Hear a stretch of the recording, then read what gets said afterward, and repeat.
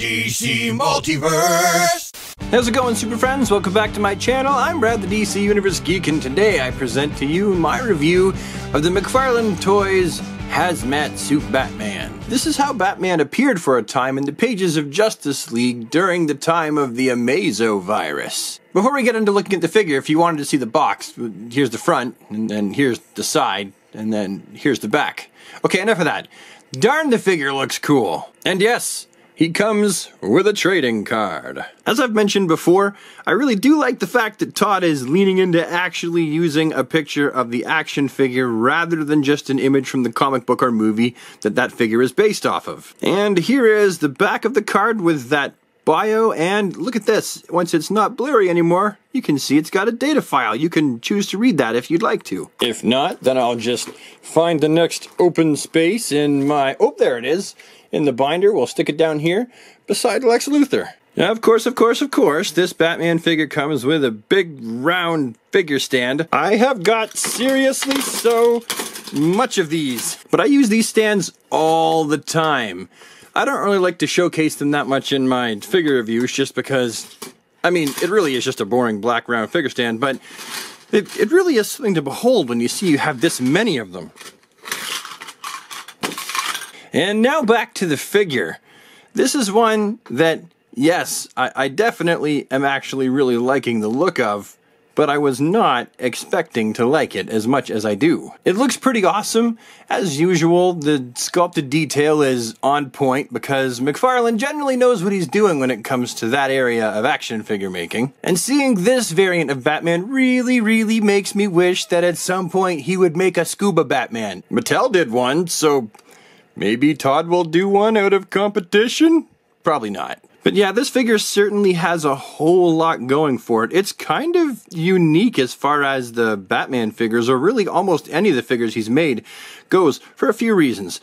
One, it's more intricate with all the hoses. I mean, we know that Superboy Prime had all those hoses on him, so that's, you know, he's not completely unique that way, but that's still an added detail that makes him more interesting to look at. Although this is not the light-up version, that's going to be the gold label one, of which I don't have, it is nice to see that there's a little bit of extra depth to this suit. You've also got all these buttons and all this gadgetry under another piece of clear plastic there. He doesn't have it on this gauntlet, but it still is kind of neat that he's decided to actually put a lot into this figure. Like, it's not just the sculpted figure. There's all these extra pieces that have been added to it. Also with the screen.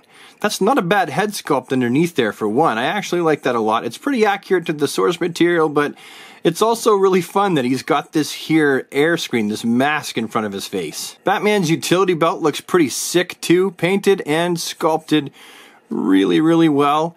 This figure, I'm not sure if it's like all the people that worked on this were middle of the week workers or something like that, but this really does seem to be assembled quite well. I can't think of anything that I can see on this figure that makes me go, well, they kind of crapped the bed on that part of the figure. But the thing that makes this the most unique, oh my goodness, they look so happy. His knee pads look like smiling happy faces. Anyway, what I was saying, the thing that makes this guy really unique is the fact that these knee pads are actually made of rubber. And the same thing with his boots down here. They're actually like a softer rubber. That's really interesting. And also the shoulder pauldrons. They're a softer rubber.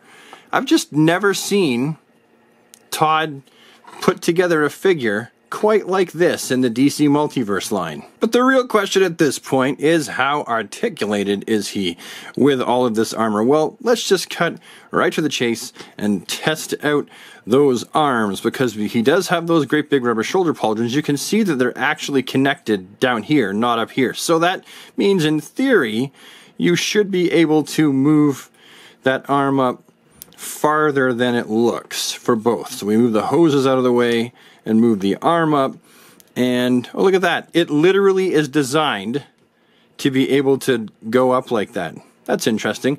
So, you know what? I mean, I was going to say I can't lift my arms much higher than that, but that's not true. I can lift my arms much higher than that. Still, I think that's reasonable, because you can also go around like that, which means you can go like this. So if you want his arms up higher, the pauldron just sticks to his shoulder and moves with it. Then these elbows, which are double jointed, they crunch up That's more than adequately. I mean, if it was going to crunch up anymore, you'd actually have to shave down some of that bicep. We don't want Batman to have tiny pipe cleaner arms, do we? And then we have, of course, the ever-present, ugly-looking rounded hinge that actually really does a good job of articulating Batman's hands. Now, the rubber from his gauntlet is going to get in the way when you want it to go like that. So that's just something to be aware of. Not that it really matters that much, I think, but I figured you'd want to know.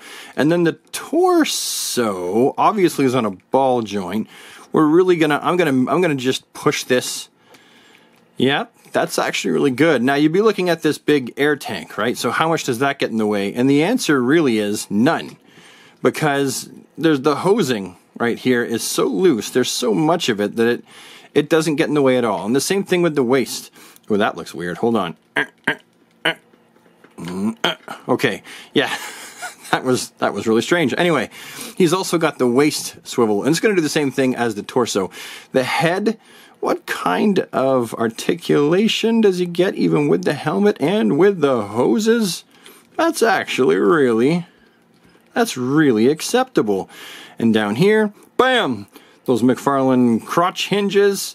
And they've got a little bit of round and round motion like that with the double jointed knees that have that rubber knee pad there. That's really weird that it hangs down like that. Anyway, they are very, very well articulated. And then, of course, the rounded hinge with the pivot and the toe articulation. Oh, goodness.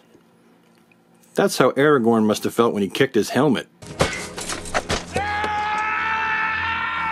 And as for the comparative portion, he's the average size. He is smaller than that one, but this is a really big Batman. So now the real question is, what do I think about this Batman figure? Do I feel like he is going to be worth your time and effort to track down? Well, if you're not that big on the variants, then you may not be super interested, but I would encourage you to take a second look at this guy in the pegs, because he's definitely a really interesting figure. He's well made, he looks fantastic, and if Todd is going to pump out other Batman figures that are variants that are of this quality, then I might become a variant Batman buyer yet. Lord knows Batman has worn other variant suits in the comic books, so he certainly has a large library to choose from. But anyway, those are my viewpoints, observations, and opinions. Thank you so much for sticking around and watching this video.